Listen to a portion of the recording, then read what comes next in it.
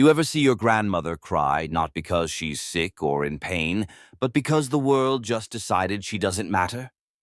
That kind of cry, it does something to you, changes something inside, makes you burn in a way you didn't know you could. I was 17 when they evicted us, just me and Nana.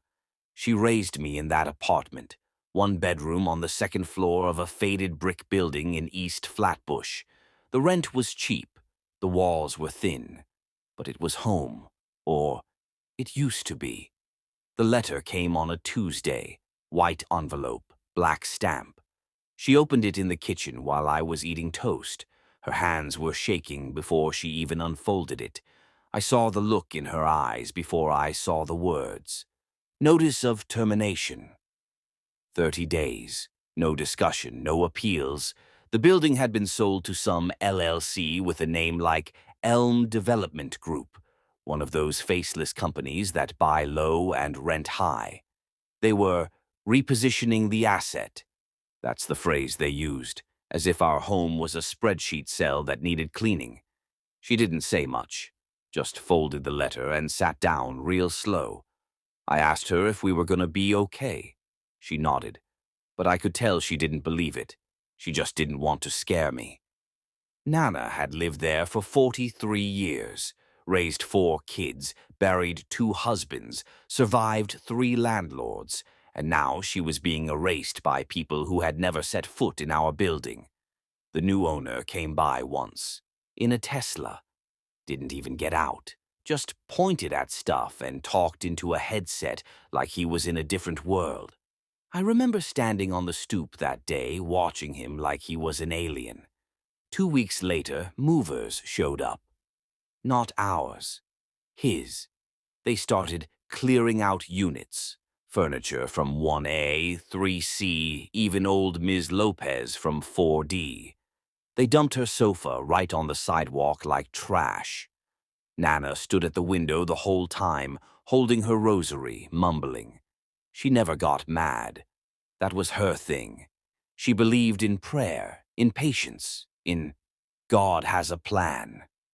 But I wasn't her. I started skipping school, not because I wanted to, but because I couldn't focus. I'd sit in class thinking about how we were going to pack up 40 years of life into 2 suitcases. Where would we go? How would I find a job? Would she be okay in a shelter? One night, I saw her quietly folding her dresses into a plastic bag from Food Bazaar. That broke me. I left the room, walked outside, sat on the curb, and swore to myself, one day I'm gonna come back here, not as a tenant, not as a victim. I'm gonna come back as the one holding the deed. I didn't know how yet. I didn't have a plan. I didn't even know what holding a deed really meant. But I knew one thing. This world respected money more than morals. I had none of the first, but I had a fire, and I was done waiting. We moved in with my cousin after the eviction. 1 bedroom. 4 people. Nana slept on the couch. I slept on the floor next to the heater. Every night I stared at the ceiling, thinking about that building. Our building. The hallways. The sound the door made when it locked. The smell of bleach on Sundays. I kept seeing that Tesla, that cold face through the tinted window. The man who erased us with a signature. I was still 17, no diploma, no savings, just rage. So I got a job. Construction site on Utica Avenue. Cash under the table, 10 hours a day, 6 days a week. I carried bricks, swept dust, dug trenches, got yelled at a lot. But I stayed quiet and listened. I watched how they measured things, how the foreman made decisions, how the property owner showed up once a month in a leather jacket and left with everyone's respect. One day I asked the site supervisor, "How much is this building gonna sell for?" He laughed. "You mean when it's done?" "Probably 5 million. I blinked. "And how much did they buy the land for?" He raised an eyebrow. "About 600 grand. I nodded. Didn't say a word, but I felt something shift. That night, I Googled how to buy land in New York. Got nowhere. Then I searched how to own a building. Still useless. But I didn't stop. I spent nights in the library, days on the site, learned words like equity, lien, amortization. I didn't understand it all, but I kept reading. By 19, I was working 2 jobs, construction during the day, cleaning offices at night. I opened a savings account and put away every extra dollar. No sneakers, no parties, no vacations. Nana used to say, "You gotta live a little, baby." And I'd smile and say, "Later, always later." At 20, I started flipping appliances, Craigslist, Facebook Marketplace. I'd buy broken fridges for $40, fix them, sell for $150. Then I moved on to couches, then used cars. By 22, I had $11,000 saved. It wasn't much, but it was something. That's when I met Reggie. Reggie was a property manager in Crown Heights. Old head, slick talker, gold ring on every finger. I delivered a couch to one of his rentals, and we got to talking. I asked him questions, lots of them. He didn't brush me off. He liked that I listened. After the 3rd time we met, he said, "You hungry, kid? I like that." He took me under his wing. For 2 years, I followed him everywhere. Walkthroughs, lease signings, evictions. He taught me how to read people, how to negotiate, how to talk numbers without blinking. But the most important thing he taught me, ownership is power. Renters get displaced, owners make decisions. By 25, I was managing 6 units and part owner of 1 brownstone in Bed-Stuy. Tiny percentage. But it meant something. It meant I was climbing. I called Nana, told her I was close. She laughed. "I always knew you'd come back for it," she said. And I would. That building, the one they kicked us out of, the one with the green door and the cracked stoop. I thought about it every day. I checked property records every month. Same owner, same LLC. Until one day I checked again, and the name was different. The day I saw the building listed, I stared at the screen for 10 straight minutes. There it was, 4142 Maple Street, our old home, 5 units. Asking price, $1.2 million. The listing called it an excellent repositioning opportunity. That phrase again. Like it was just a pawn on a real estate board, like it didn't hold generations of life and memories and loss. My hands were shaking when I called Reggie. "I want it," I said. "You sure?" he replied. "That's a big one." "I've never been more sure of anything in my life." He paused. "You got maybe 200K liquid, tops. Even with leverage and partnership, you're still short. I'll find a way." And I meant it. Next few weeks, I didn't sleep. I started calling everyone I knew. Hustled, worked triple shifts, sold my stake in the Bed-Stuy brownstone. Reggie brought me to 2 investors, older guys from Queens. One was skeptical, the other was curious. I pitched hard, told them the neighborhood was rising, told them rents could be stabilized and still bring in profit. But what I didn't tell them, not at first, was what that building really meant to me. Then one of them, Mr. Goldstein, asked, "Why this property?" I hesitated, then told them the truth. "This is where I grew up. They kicked us out. My grandma cried right in that living room. I swore I'd come back for it, and I'm here." There was silence, then he said, "That's the best reason I've ever heard." They agreed to go in on it. 60% stake. I'd be managing partner. My name would be on the deed. We put in the offer, slightly below asking, and waited. 3 days passed. Then the agent called. "We have a higher bid." I felt the blood drain from my face. "We're going with a developer from Jersey. All cash, closing in 14 days. I begged Reggie to match it. We can't. That number don't make sense. You can't fight a man throwing dumb money. I didn't accept that. I asked for a meeting with the seller. They said no. So I went to their office in Midtown and sat in the lobby for 3 hours. Finally, a guy in a blue suit came out. You again? I just need 5 minutes. He rolled his eyes but let me in. I stood there in a cheap blazer and told him everything. Not like a pitch, like a story. Told him about Nana, about the eviction, about the promise, about who I'd become since then. He didn't say much, just stared. Then he said, "It's a good story." But I knew what that meant. They went with the cash. I walked home that night like a man underwater. Heavy, cold, silent. But the next morning, my phone rang. It was the agent. "Something happened," she said. "Jersey deal fell through. They pulled out." I couldn't believe it. "You still want it?" I never stopped. We resubmitted. Same number. No tricks, no games. 3 days later, accepted.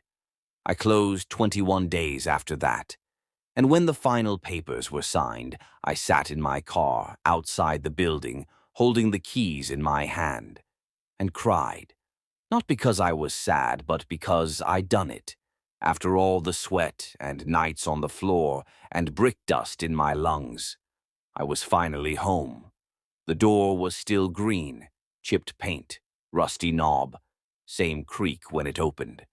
I stepped into the building like a man walking into his own memory. The hallway smelled like bleach and dust. The floor tiles were the same ones I'd played jacks on when I was 5. Unit 2B, our old apartment, had a dent in the wall where I once threw a controller. It was all still here, but I wasn't the same. The first tenant I met was a woman in her 60s, Miss Elkins. Lived in 3A. She opened the door in a robe and squinted at me. "You the new landlord?" I nodded. She stared. "You here to raise the rent?" "No, ma'am, I'm here to fix the boiler." She blinked. "You know how to fix boilers?" "No, but I know someone who does." She smiled and shut the door. Over the next month, I poured everything into the building.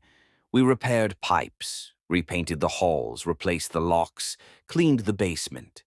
I brought in a management team, not a big firm. People I knew, people from the block. We fixed without forcing anyone out. I met every tenant face to face, told them we weren't raising rent this year or next. They looked at me like I was either lying or crazy. Maybe I was both. But I knew what I was doing. I wasn't there to profit. I was there to preserve, to rewrite the story. One day, while going through the old utility room, I found something that stopped me cold. It was a folded piece of paper jammed into the back of a dusty drawer. A rent ledger from 15 years ago. My grandma's name was on it. E. Robinson, apt 2B. Paid on time.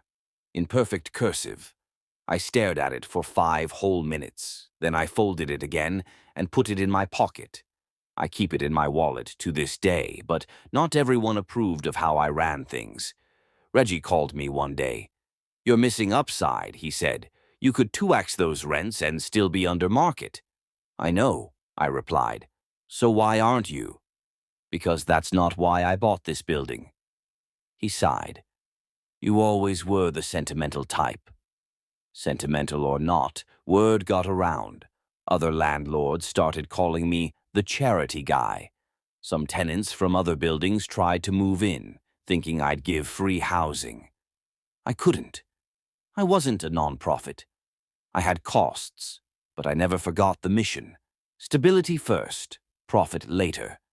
Then one day a man showed up outside, suit, watch, clipboard, said he was from a development group, wanted to buy the building, offered me $2.3 million on the spot. Cash. I laughed, then told him to get off my stoop. I picked Nana up on a Tuesday. She was older now, walked slower. Her hands shook more than they used to, but her eyes, they were still sharp. still kind. She didn't know where we were going. I just told her to dress warm. She wore the same coat she had the day we were evicted. Maybe she remembered, maybe she didn't. But I did. We pulled up to 442 Maple Street, just as the sun dipped low over the rooftops. She squinted through the window, then blinked.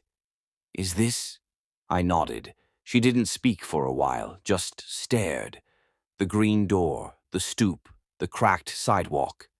"You ready?" I asked. She whispered, "Baby, I never thought I'd see this again."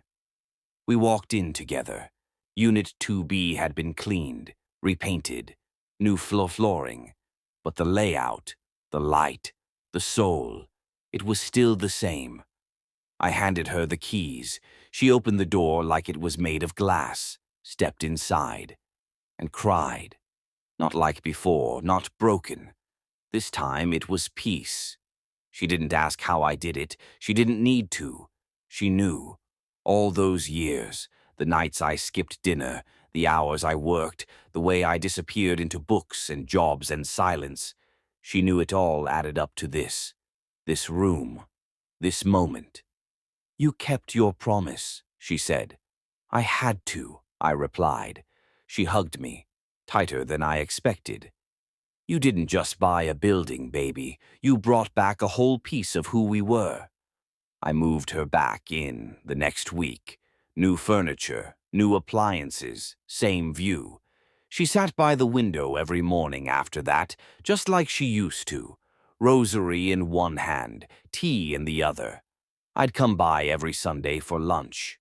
We didn't talk about the past much. Didn't have to. But sometimes she'd say things like, "Do you remember the crack in the ceiling right above the sink?" Or, "Your uncle painted that wall orange once. We hated it." And I'd smile and say, "Yeah, I remember." Because I did. That building became more than property. It became proof. Proof that we weren't crazy for dreaming. Proof that promises matter. Proof that the people who get pushed out can find their way back. 3 years later, I bought the lot next door, turned it into a community garden, named it after her, E. Robinson Garden. Every spring, kids from the neighborhood plant tomatoes and snap peas. Nana sits on a bench nearby and tells them stories. Sometimes they listen, sometimes they don't. But they always say, "Hi, Miss Ella." And that's enough. I still get offers to sell every few months, big ones. I always say no, because some things aren't for sale. Some things are meant to stay right where they are. You know, people ask me sometimes, "Why that building? You could have made more somewhere else." And I always say, "Because one day they made my grandmother cry, and I made a promise I wasn't going to let that be the end of her story."